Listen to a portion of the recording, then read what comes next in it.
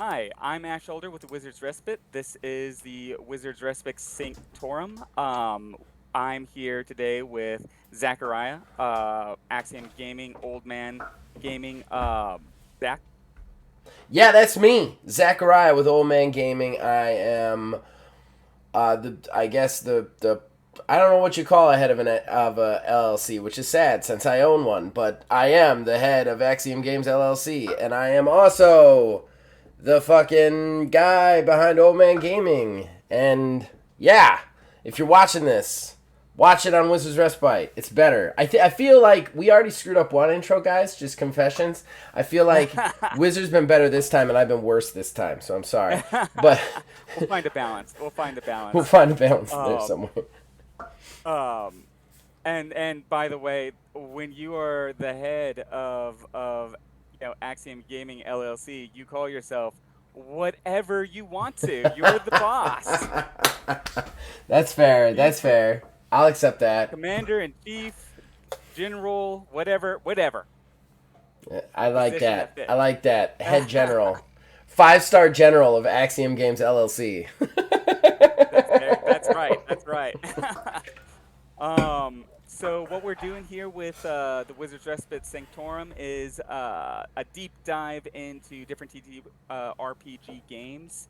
This week, Zach is bringing one to the table. We last time we um, talked about the last Tea Shop, which is a game that we both loved, and we kind of like I'd say we even kind of bonded over. Like we both just Yes. absolutely adored that game. Yeah. Couldn't stop talking about it. And now Zach uh, brought one, and I'm very excited to chat about it. Mm. Mm. So Zachariah, what are we looking at here? Uh, What's our thing for today? Wizard can't see it until he watches it back, but I'm holding them up now into the camera. All my supplemental guides and my main guide, and now you can barely see my face. Yes, it is Teenage Mutant Ninja Turtles and Other Strangeness. This is the Teenage Mutant Ninja Turtles RPG based off the original Eastman and Lard's comic books, and it was written in, that's right, 1985, ladies and gentlemen. And I am very old, and I was only 4. Yeah, Yeah, yeah. yeah. Actually, that was the year of my birth. 85. I was born the Ooh, same day, the same year as this TTRPG. that is absolutely crazy. Absolutely crazy. Yeah. So before, if you don't mind, first of all, if you guys have watched the stream, we've been doing, in addition to this, we've also been doing like once a month, maybe twice a month. We've been doing the one-on-one sessions, which we play one-on-one RPGs with each other. We played last T Shop. Now we're doing Ninja Turtles, which I am running for Ash, and then Ash is eventually going to switch off, and we'll also do other weird indie games in there. But you may have Yeah. seen that that would have aired a week ago yesterday when you're watching this on the YouTubes, if I got that right.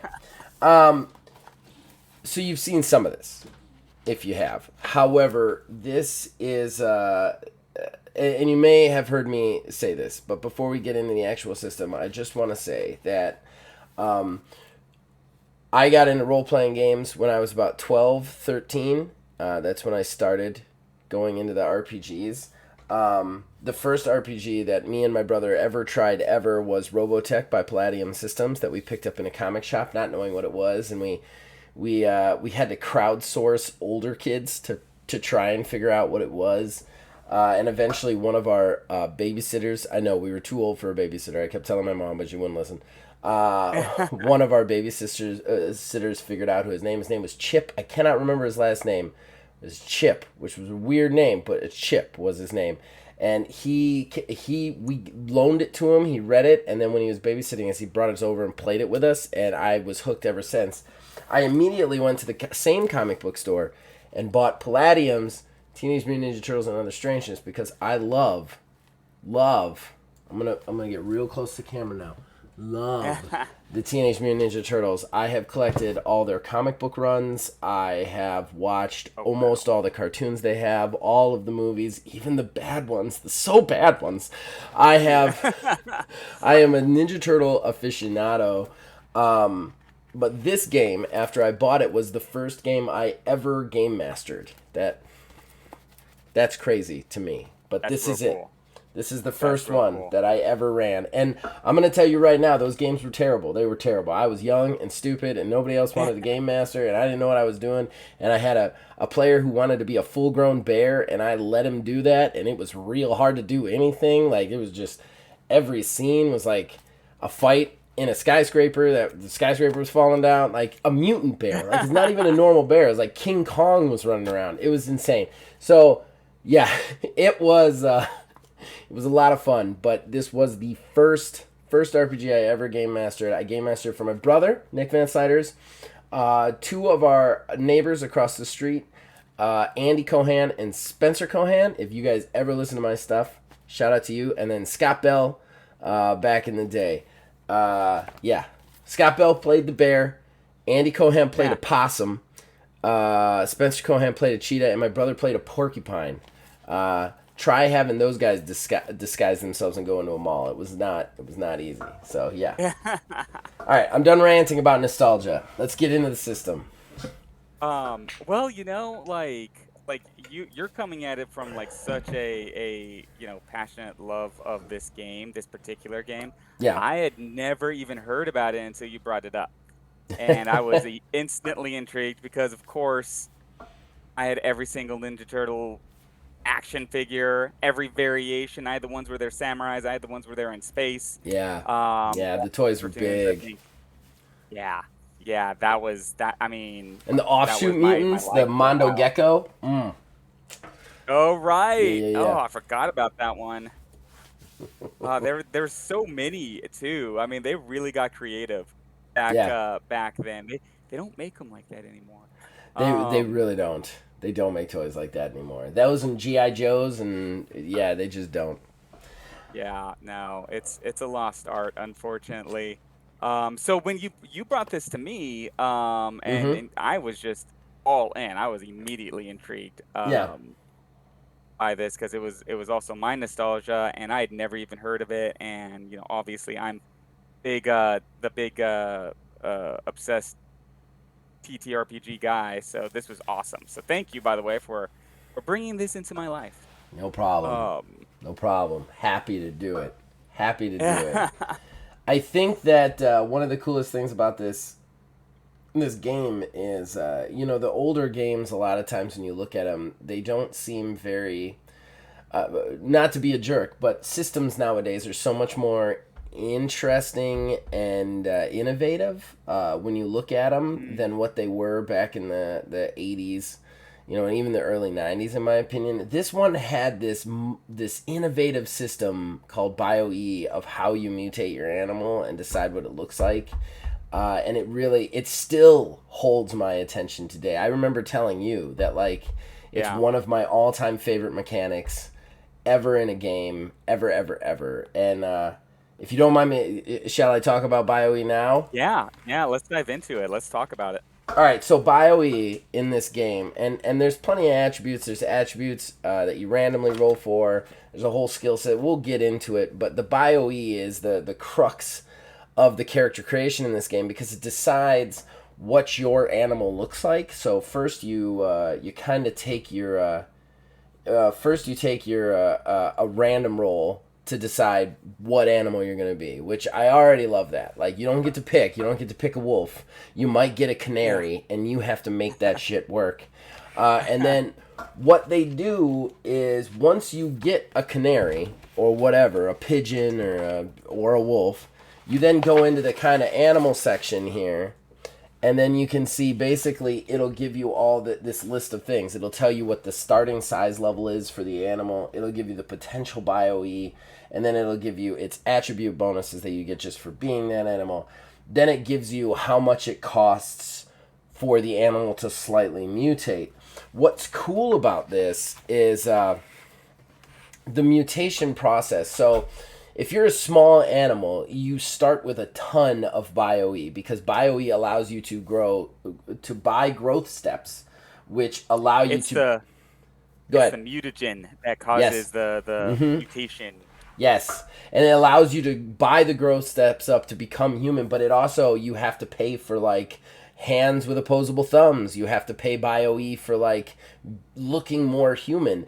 And by going through this system, it kind of helps you envision your character because there's mutant animals that look almost human like, and there's mutant animals that look very slightly changed, and this kind of allows you to decide that. But the base of the mechanic is every animal has these costs for like how their appearance is going to look, but they also have powers that are just associated with the animal. Like with Wizard, he randomly rolled up an armadillo, which is Which I awesome. love. uh, I and love. and and they had powers for digging. They had some minor claw powers. They had tons of armor powers, and that all comes from BioE. So you have to decide where you're spending your BioE. Are you spending it to be human? Are you spending it to be bigger? Are you spending it to get that armor bonus? What are you trying to do with it?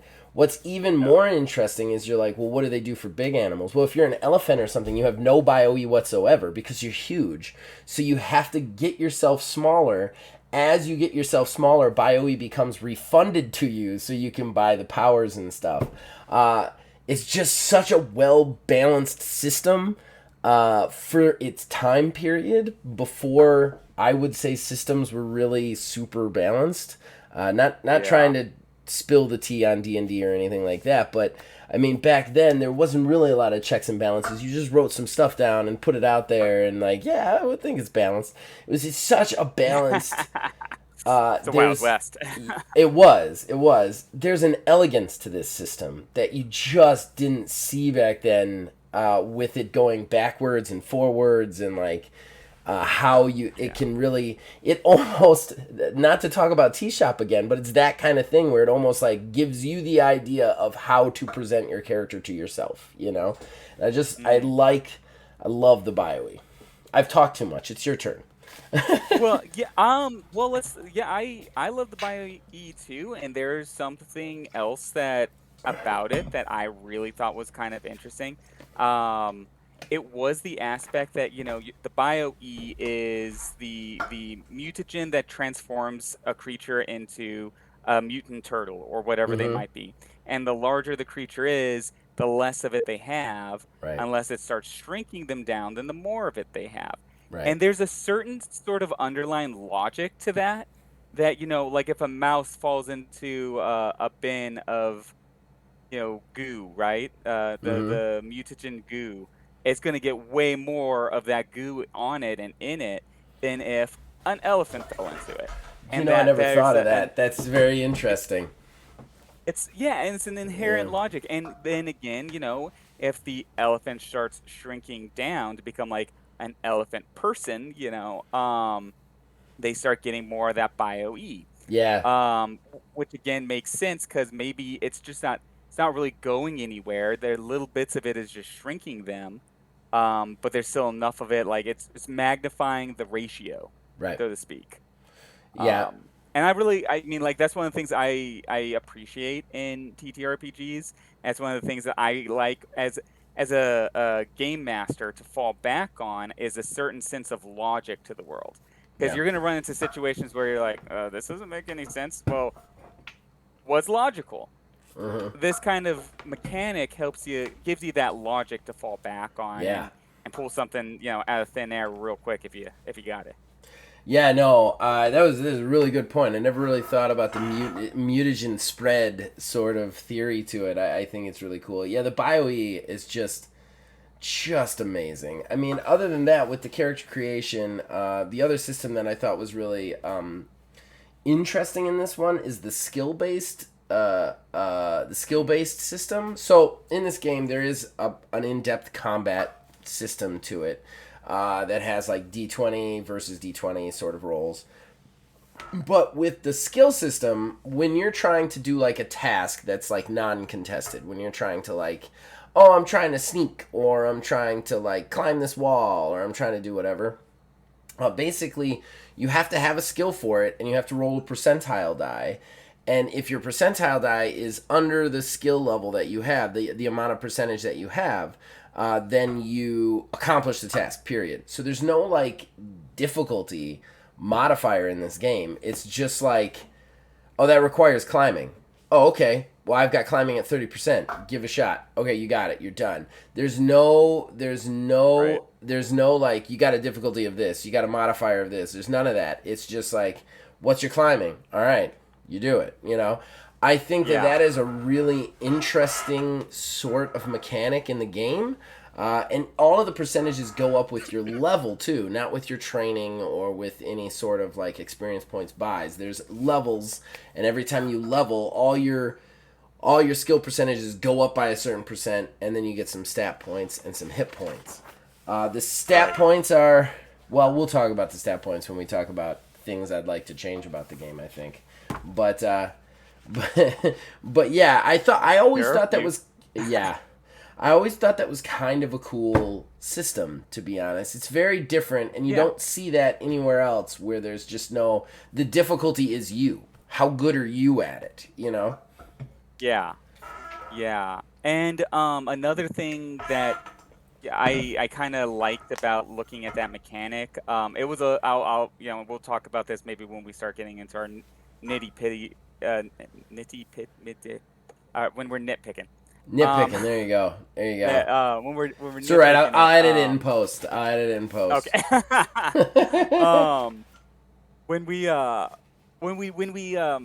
were looking at this, that was a little confusing to me when we started doing the character creation and how that worked. I got a little lost there. It was one of those things I feel like, I would have picked up a little bit faster if I was around a bunch of people that already played this game. Right. And in a game, and you roll and then you see it in action. You explained it to me while we were doing a character creation, and it Mm-hmm. made perfect sense after you kind of laid it out for me. Um, the thing that I liked a lot about it, it goes back again as, the GM toolbox. Mm-hmm. As a GM, I often lean heavily on rolls to determine how difficult random things are. Right. No matter what game I'm playing, I'll find a way to roll for it. Um, this has a mechanic built in that asks you to do that, Right. Right. Um, it's part of the gameplay, and I think that's really cool because how hard is that tree to climb? It's up to the GM. Well, in this situation, it's up to the dice roll. Right. You know, Right. can they do it? Is it because the tree's really hard? Is it because they slipped? Is it what's going on? I don't know, but you Right. roll it into your narrative. Roll your percentile die, see if you made it. Right. And it helps you really decide. Like, it's very like the system playing the players instead of the players playing the system, which I've always liked. Like, you can be good at a thing, that's great, but it's kind of like, well, if you failed that and you're good at that thing, then that must have been really hard, and that's how you kind of Right. like write it up in the after effect, which I always enjoyed about this game. I thought it was a very interesting thing. Plus, it's fast.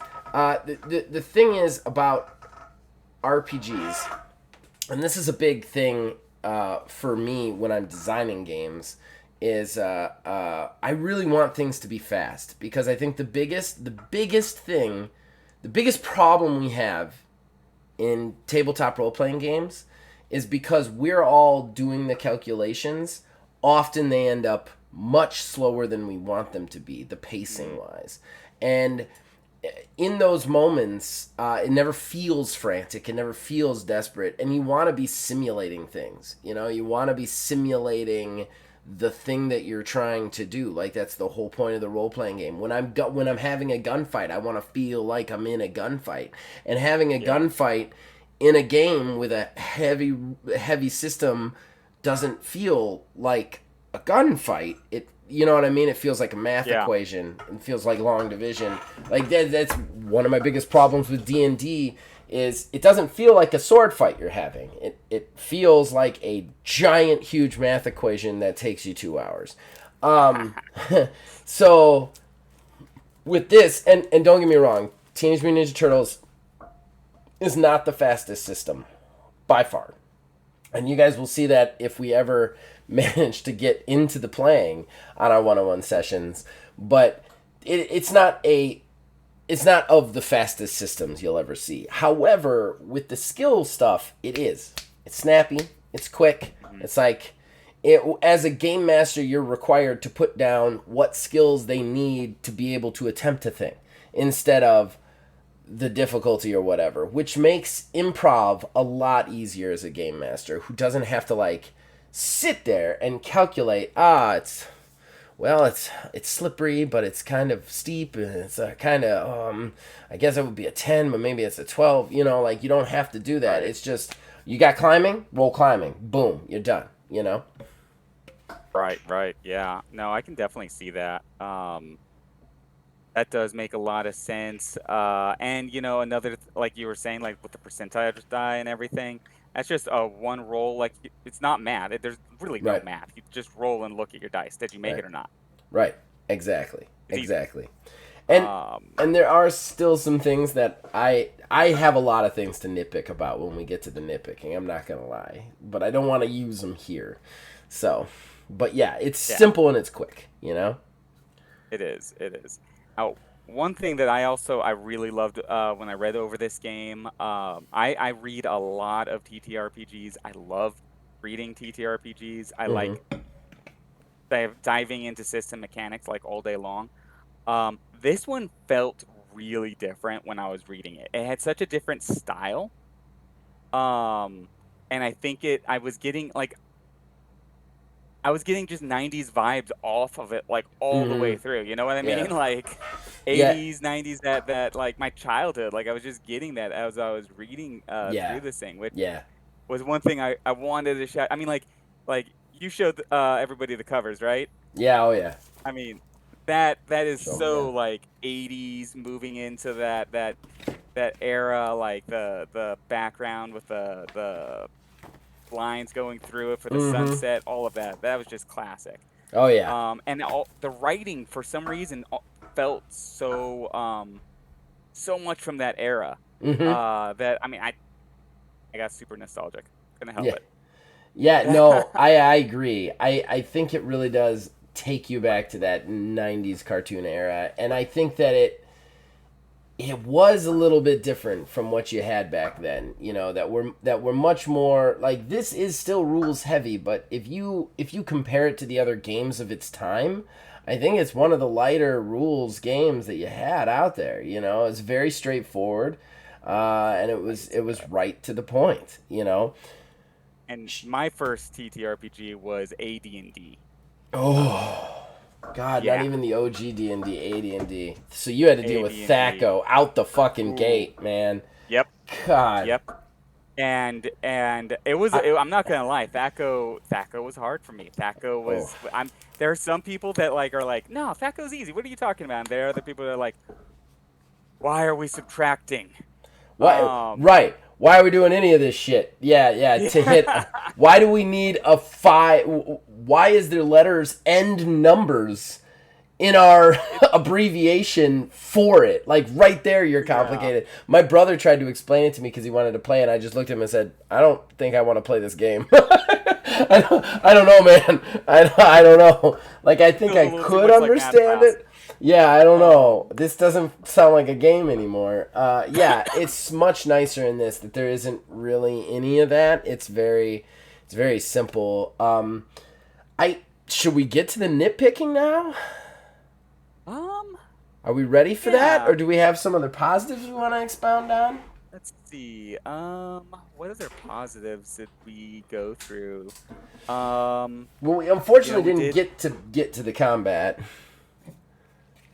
Oh, right. For our playthrough. But Um, we only created a character, guys, and yeah, defined the origin. yeah. We got really into creating his character, I think. It was a lot of fun. I'm It not gonna was. lie. I said it on the other show, saying it again. I randomly rolled a armadillo. I Yeah. live in Yeah. Austin, Texas. Armadillos are the unofficial mascot of this town. Don't know how that happened. It was complete random, but I mean, like, it's the magic of the games, you It know? Like, is. that's just how it happens sometimes. It's absolutely perfect. It couldn't have been better. And I cannot wait to to play with him and just play with the characters that I've already like. Like, I love that game. It's so childlike, but also like it hits the childlike part of your brain where you're just playing with like action figures in the mud, but at the same time it hits your adult side where you can drive in the heavier themes. That's one of the things that I've always liked about Ninja Turtles is Ninja Turtles on the surface is this like, they're Ninja Turtles, they love pizza and they like kung fu fighting, which is great, and that does hit that. But then when you go into the layers, you have this revenge story and years of abuse between two people and murder and abuse and like all these like great like real adult themes, and then you heap on the fact that like I suppose this is my D4 rant, but if I could go on and on about theories about the Ninja Turtles and their characters. I mean, if you look at Splinter as a character, if you look at Splinter, and we're talking OG Eastman and Lard Ninja Turtles, this is what this dude did. He raised 4 children with the sole purpose of murdering one man. That's what he did. That was literally his thing. You put all the pizza jokes aside and all the other stuff aside. Here's what Splinter did. He was like, my master got killed by Shredder. I have these mutant Ninja Turtles, and I've become a mutant, and I know martial arts. So, I am going to train these 4 turtles to kill that motherfucker. That's what he did. He taught them the most violent and deadly assassin art, which is ninjutsu. I mean, we're not talking about the art of like defending one's home. We're talking about the art taught to people to kill people from the shadows, to murder one dude. Yeah. And I don't know if you know this, but I have the original Eastman and Lard. I wish I had it down here. I started reading it to my kid and forgot how violent it was, and then like tried to divert her to something else because she's too young for it. Like I'm like, there's a lot of dead people in this in the first book. They actually kill Shredder in the first book. That's what's so interesting about it. Yeah, in the original Eastman and Lard, Shredder croaks in comic book number 1. He is dead by the end of it. Oh wow. Yeah, that is dark. That is then dark. The rest of the stories is them trying to figure out what to do with themselves, because literally their entire life has been Splinter being like, you will grow up and you will kill this man. Like, that is it. Like, that kind of stuff is so cool because you add that in, these layers into that character that like wasn't there before. And there have definitely been reiterations of the Turtles. The Turtles, Eastman and Lard have admitted that they needed money, so anybody who came across wanting to license them, they just licensed them regardless of anything on it. So every Ninja Turtle iteration was completely different. The 80s cartoon show, multiple different 90s cartoon shows, Michael Bay's 4 Hulks movie, whatever the shit that was. Yeah, Bay Turtles. Yeah. All of these things are completely different. The IDW run, if you're a comic book fan, that's the one to check out, guys. I didn't know IDW did a run. IDW bought the rights to do Ninja Turtle stories recently in comic book form, and they decided that they were going to be like, we're going to take the Eastman and Lard stuff, we're going to take all the other stuff, all the 80s stuff, we're going to put it into one semi-serious kind of like a young adult comic book, and it is phenomenal. They have introduced every character from everywhere, whether you like the goofy 80s stuff, whether you like the hardcore comics, they're all in there. They reinvented their backstories so that they made more sense. They gave them kind of a mystical thing. They added so many characters. IDW run is amazing. I have 1 through 50. I stopped collecting after a while, obviously, because I just stopped collecting comic books, but I got 1 through 50. It's one of the most phenomenal runs. It is the most phenomenal comic book run that I've ever read. It's just great. They take every piece of your childhood and they make it fit together, even though none of them worked before. They just piece them together like a perfect puzzle. you've sold me on having to check that out. It's Yes. been a while since I've been able to collect comic books because life. Um, but There you go. that one looks like I do like IDW as a publishing company. Yeah, so do I. I like a lot of their stuff, Yeah. and I did not know that they did Turtles. That just right there alone excites me. So that's really cool. It's a phenomenal Ninja Turtles series. Just absolutely phenomenal. I would say the penultimate Ninja Turtles experience. Yeah, I'm definitely gonna have to check that out. Without a Seriously, doubt. like I said, if you live closer to me, I just come over and I'd be like, here, read. There you go. I Um, know, right? We'd just be hanging out, like basically doing nerd yes, stuff all the yes, freaking time. yes, Um, yes. Get my brother-in-law and you over here. Get my other friends over here. Be a big old know, nerd party. and another thing to that point, like I remember being a small child loving turtles, and remembering thinking like these guys are never gonna get married. Mm-mm. You know, like they're never gonna have like because you watch other like cartoons and Yeah. adventure stories and stuff like that. The good guy always gets the girl. Like every adventure movie when you're a kid, the good guy always gets the girl at the end. Um, they're never gonna get the girl. They're never gonna get April O'Neil, There or is whatever the situation is. the Nickelodeon show that not the newer one, but the older one that had Sean Astin as Leonardo and a couple other people. It was like a slightly computer animated. It's a really good show. I watched all of it. Yes, I was in my 30s. I still did.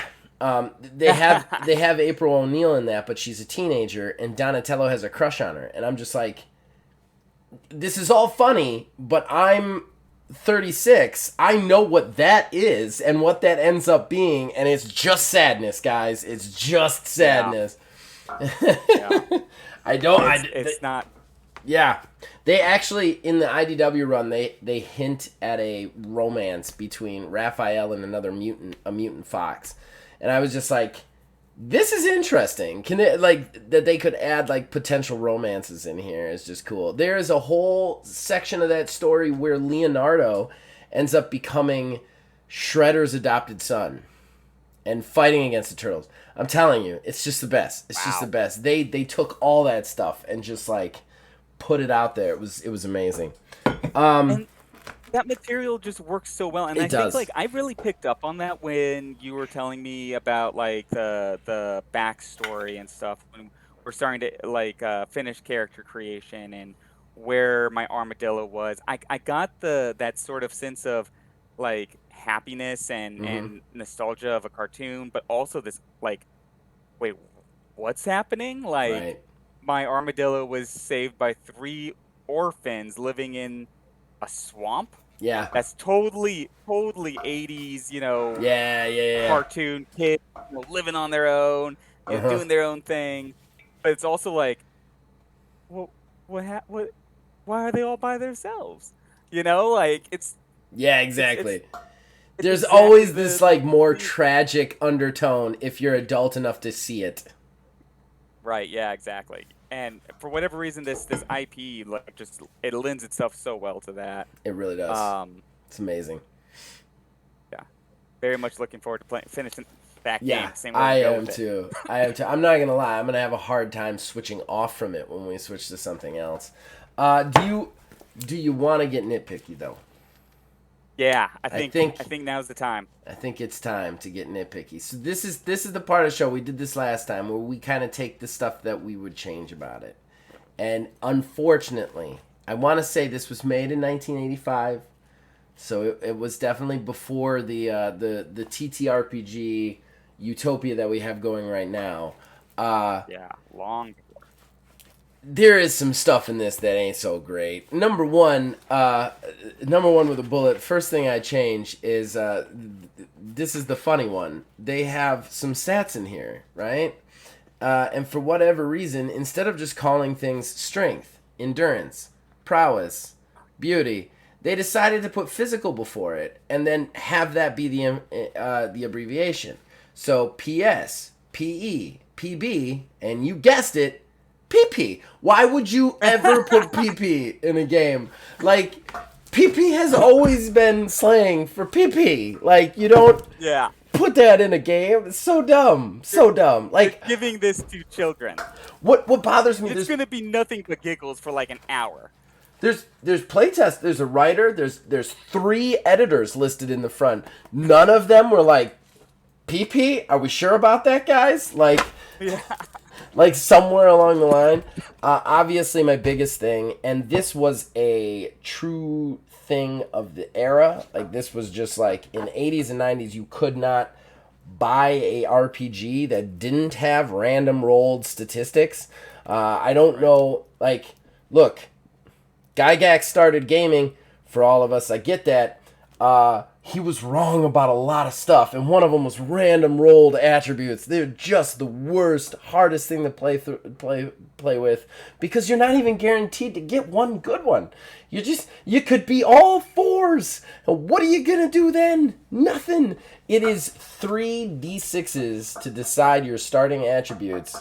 There's no special rules for like roll all and pick which way to go, or pick the highest or keep the lowest, or none of that shit. It's just, here's your stat, roll 3d6. That's what it is. Move on. Like, it was tough. And watching Wizard do it when you were doing your character, I was like, man, please get a couple of stats that are just a little bit high. I don't know what I'm gonna do if he's 5s everywhere, you know? Yeah, yeah, and I did get a couple of good ones, and it's kind of funny. I have a friend who is also a GM, and whenever we play together, he rolls terribly, absolutely the worst if he has to roll stats in the game, and I roll really good every single time. And it's gotten to the point where like he rolls his stats like, oh well, that's crap, and then he just looks at me and he's just like, all right, do it, go ahead, whatever, straight full stats all the way across. Why are we even bothering? You know.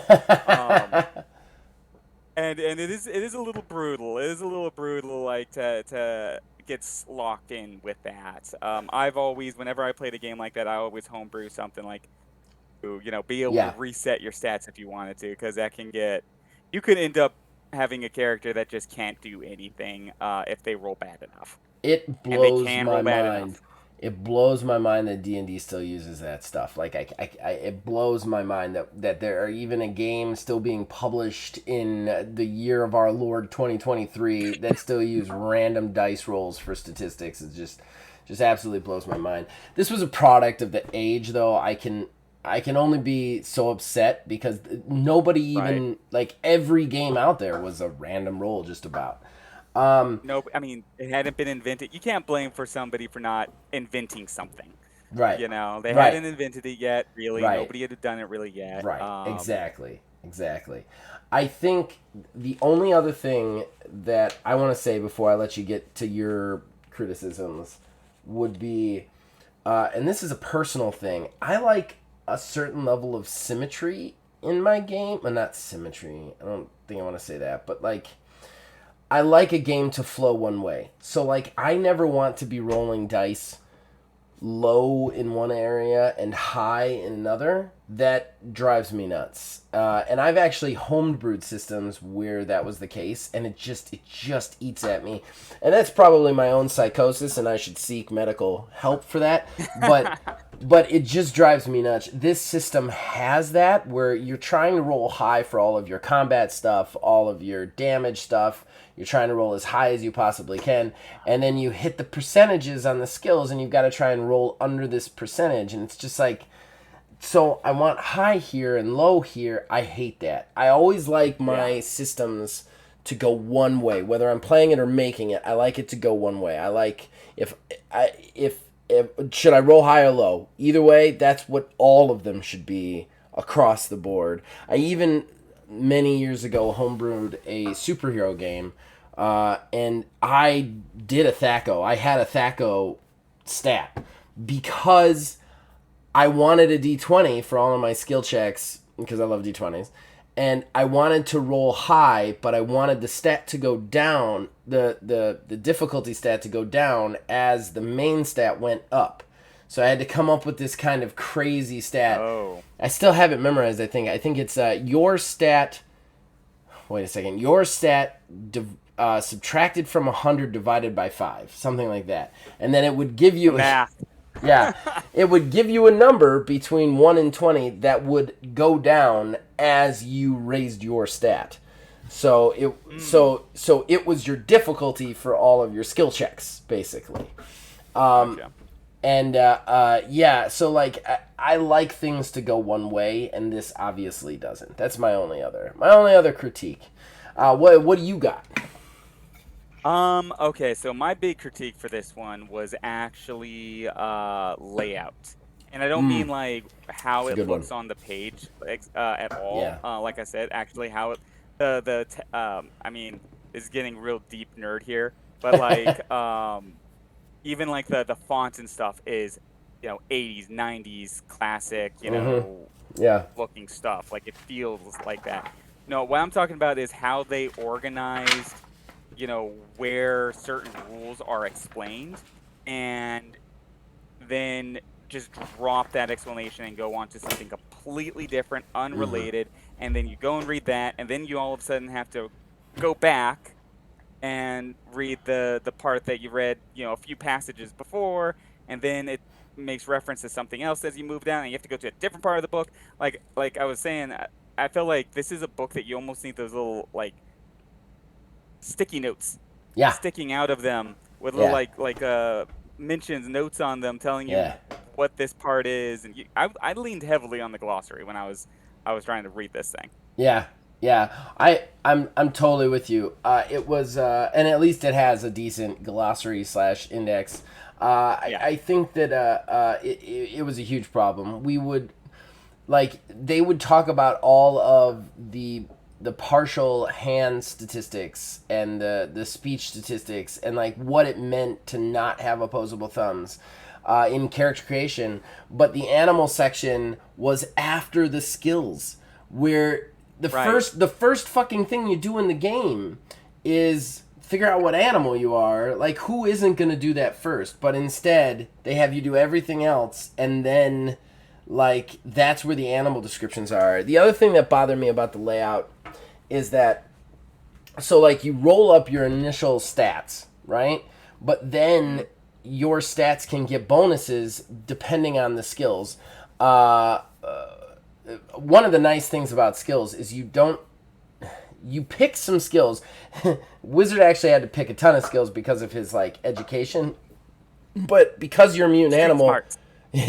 because you're a mutant animal, you kind of randomly roll up how you were educated, and that gives you kind of like if you were taught by somebody, you get just here's the skills you get. Period. You get these skill packages. But if you just lived on the fringes of society, it's all like rudimentary shit that you get from secondary skill lists, which is how Wizard ended up playing.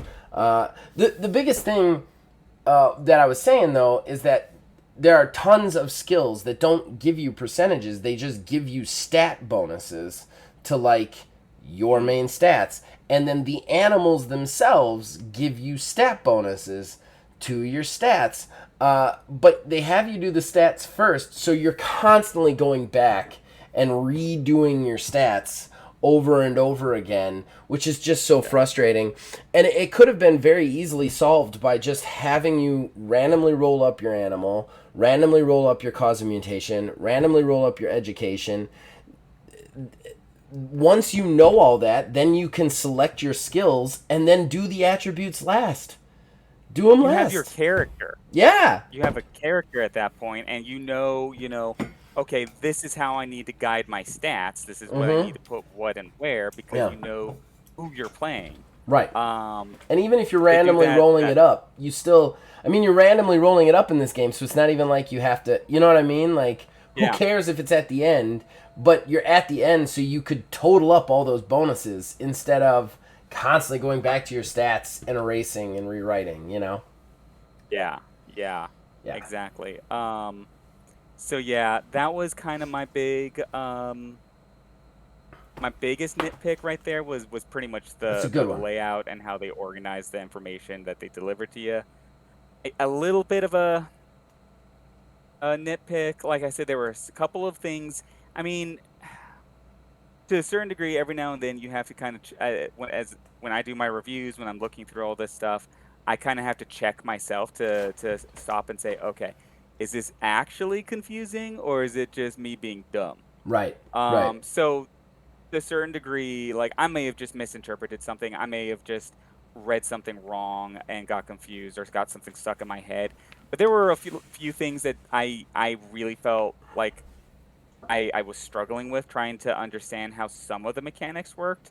Mm-hmm. And then you and I worked through actual character creation. You've already played the game, you know the game really well. That fixed that right away for me. You fixed that right away for me talking to somebody that's played it, but just reading it in and of itself, I got a little stuck on a few points. Um, Again, was that the book or was it? Right. Eh, Right. I'm not a I hundred will percent say that the sure, book but is not always written well. It's very hard to figure out where some of the combat things are because they just kind of list all the things that you could possibly do, but they don't really tell you the order in which. It's kind of you have to use context clues in some points. There's also right. there's also a lot of complication with they went kind of all out on their combat stuff. So, like, if you're a wrestler, there are these different actions that you can do in combat that you couldn't do if you weren't a wrestler. But that's like that for everything, from hand-to-hand basic to martial arts to everything. So you have to, like, almost, like, familiarize yourself with your skills, which is a little frustrating. I have only read one book that was organized worse than this one, and it's organized just the worst. Just absolutely the worst. Any World of Darkness book is just the worst organized book that has ever existed. Future podcast, maybe? Yeah, definitely. I'm planning on bringing it up at some point. Hashtag sorry not sorry. But they're written. First of all, they're written like storybooks, but at some point you're supposed to glean the system through them, and it is super frustrating, especially since they'll talk about certain systems like 3 or 4 different times, but at completely different sections of the book, and it's impossible to remember where they are. Their index is terrible. They are just the worst book to try and figure out a system from. If I wasn't playing in a group that had been playing it for years and years and years, I would be very raged. But yeah, we'll definitely talk about it in the future. I don't know. I kind of feel like we should probably draw this one to a close, if that's all Yeah. right with you. I think we've discussed it all, but there is one more segment we must do before the plug, sir, and that is, it is your turn. What system are we looking at for our next podcast? Ooh, that is a good question. So we've talked about a few now, but I think we're probably leaning the most towards Sunfish sitting there. Okay, all right. I'm down. I'm down. Do some sunfish sitting Um, there. I'm definitely going to go on a rant you guys have already heard. Uh, that guy expects you to there's have a lot of D4s on hand. oh, I'm gonna have to go to my game store, get all the game D4s, all the D4s. Oh Yeah, it is no. a very D4 heavy game. It is. It is insanely D4 heavy. It is. It is a level of D4 heavy that I'm just like, This is who thinks like this? Who was like, I want to make a game that requires you to like walk in the door with 20 D4. Like I said it in my rant. If somebody walked into my house and like dumped a bag out in front of me to play and they had 20 D4s in that bag, I'd be like, you need to leave. I don't think I can trust you because no logical, healthy brain says, yes, I want 20 of these triangle nightmares. The Blows my mind. Like, are you gonna throw these at the police? Are you like on the run? Like, is this how you're gonna pop their tires as Is this a you're making your defense getaway? mechanism? Are you using this to protect yourself? Why do you need Oh, these? What game have it's you played actually that you need these for? It's gonna be interesting when we dive into that because I got the foundation for Sunfish Sitting There. I believe I'm gonna double check this. It's been a little bit since I originally read it. But I believe it's a what do they call it? A Caltrap Core game, which is a indie basic bare Couch. bones system that they give out for free and it really sets it up for designers to sort of manipulate and then reskin and tool for their own world and their own thing going on. And you can get insanely different games out of this. I mean, the Sunfish thing there is one of the reasons why I want to do it. It's a really different style Yeah, it game. is. It's a slice of life. Yeah, But you could have a murder apocalypse game out of this system just as yeah. easily. I'm actually excited So to play interesting to some. unpack. Sorry, I didn't mean to interrupt. Go ahead. Oh yeah, yeah, I'm really excited to play some fish sitting there.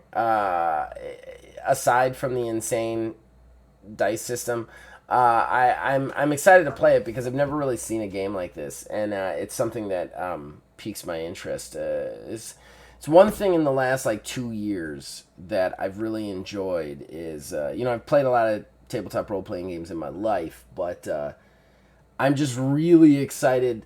There's just so many more different, like not even just different RPGs. I mean, different thought process, like different, like thematically, and like in a very basic theory level RPGs out there. Like you look at yeah, a solo journaling game, you know, it is a completely different experience than what I grew up with or I experienced as a kid. And there's a lot of these out there. The Sunfish Sitting There is the same thing. The idea that you can have this role playing game that is quick and it's easy and it's really just about having a character, a real life person living in a life and dealing with some situation, and that to me yeah, is like, I love the idea of those like real basic stories, uh, translated in RPGs. Back when we were kids, it was all about like slaying dragons and fighting robots, and like yeah. there was never any games that you saw that were like, this is just about talking. You know what I mean? Like Right. I think that's really cool. There's a lot of different games out there now that have that like thought process to it, Nuance. which, yeah, nuance, which is almost a different ideology, really, to role playing Yeah. on a whole, and which is one of the bummers of this show is you are going to be presenting all those cool ones while I just keep busting out these like 80s and 90s ones that are like, this one you get to shoot aliens, like. Okay. I have loved Teenage Mutant Ninja Turtles. Yeah, that's true. Um, and like I said, like I never even heard of this game before you brought it to me. So, I mean, there's much to be learned from all spectrums of these worlds here. So I think we're going to get a wide variety of different styles and perspectives and themes and I think yeah, I think um, you know, last tea shop had a very, very specific or sort of what existential feel. Mm-hmm. Yeah. Teenage Yeah. Mutant Ninja Turtles as that sort of play between like this really dark undertone, but also this lighthearted, fun like Mm-hmm. game. Yeah. And then the next one's gonna be about uh, going to the ice cream shop and Yeah. getting a flat tire.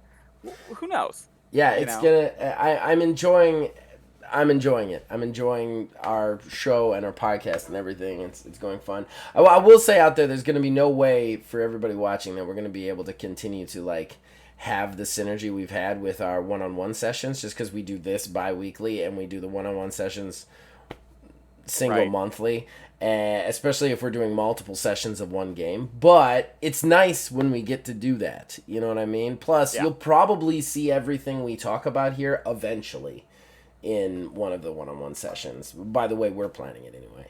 And that's something that's nice. I do also like just our one-on-one localized RPG session because it's Yeah. weirdly, even though it's streamed for people's entertainment, it's somehow lower stress and lower stress and pressure than some of the games that I've played or game mastered in real life. You know. Yeah, we're showing the game, which is a little different. Mm-hmm. But and it takes a little bit of that pressure off. You don't necessarily need to defeat the worst villain in the universe Right. ever kind of thing. But at Right. the same time, I'm very attached to my armadillo. Well, and Um, I think that like this all sets up things for future things. Like we could always come back to turtles after we're done with it too. yep. Like I think this is just good. But all right, so we should probably wrap this thing up. So Sunfish sitting there Yes. in 2 weeks, right? And then Yes. I mean, it's up to you. Do you want to plug some stuff? You want me to plug first? You want to Um. plug first?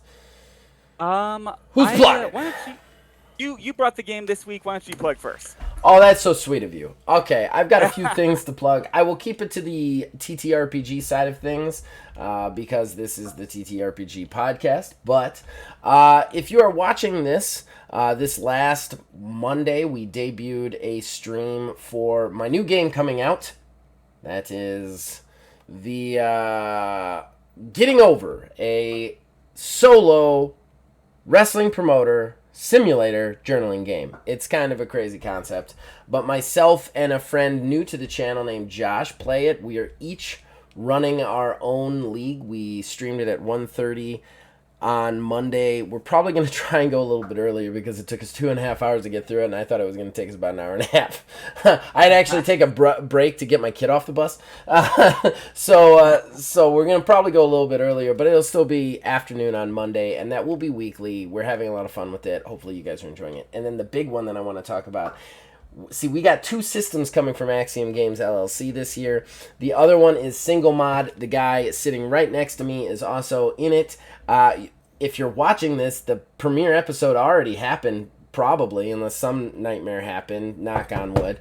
Oh yeah. But yeah, he's playing Alfred Whitecastle, and yeah, it's single mod. It is a simple, severe game, but it is also the game system. The game world itself is this sci-fi fantasy craziness.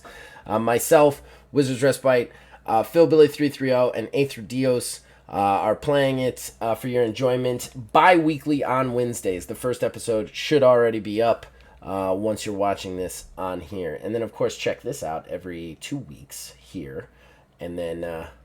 Yeah, I should stop plugging because I've taken way too much time. But I'm also going to say go check out our one-on-one sessions. We play last T-Shop together. It was really good. We did 2 episodes of that. And then we are on the TMNT run, which we created his character for, for 2 hours. But we created the armadillo, and we're going to run it the next time. So, all right, I'm done. I shut up now. It's not my podcast. I shut up. Okay, my turn. Yeah. So Wizards Respite is the website that I am currently, I've been running for about the last year. We've done a little bit of publications as well. We plan on rolling out some more. The Poisoner's Handbook is what we have on the site at the moment, which is a system that should be pretty adaptable to most other systems, at least get you in the ballpark for creating poisons and using them in your game. Because every assassin needs to have a little poison on their belt. Um, Also, one other thing, just a random bit of Wizards Respite news. Um, I am, and we mentioned this in the last show as well. Still in the process of getting over um, the sickness The and the C word. coughs and everything. The C word. The I'm am on the mend. I have taken a little bit of a slower pace to the Wizards Respite, but I'm starting to get back to it. So my regular posts will be returning. I do a lot of TTRPG reviews. I talk a lot about indie games and the indie game industry. And I think the next one I'm going to be focusing in on is very much the industry. If you're a content creator out there, I'm going to be, and I have been, scraping a huge amount of data off of Drive Through RPG and other places you can sell your books in order to get like a market data sheet It's very together cool and stuff. Yeah. statistics. If you're a creator, it's something worth looking into. At least points you in the direction of how to do some market research and how to get your mind wrapped around the boring part of this stuff as content creators, which is the business. So that's going to be coming soon. And I hope we get a few content creators that will get something out of that. Yeah. I know I So have. yeah. It was very informative. And I don't necessarily agree that the business is the boring part. I would use the word scary. That would be the word I would use. That's fair. That's fair. Hopefully, it makes it a little less scary. Yes. Want to Yeah. take the veil off the monster a little bit. Yeah. Um, Yeah. yeah, All right, buddy. Well, I guess that's done, right? yeah. I think we're good. All right. We'll see you guys next time. Have a good one. All right. Okay, we're good, man. I think Awesome. this is good.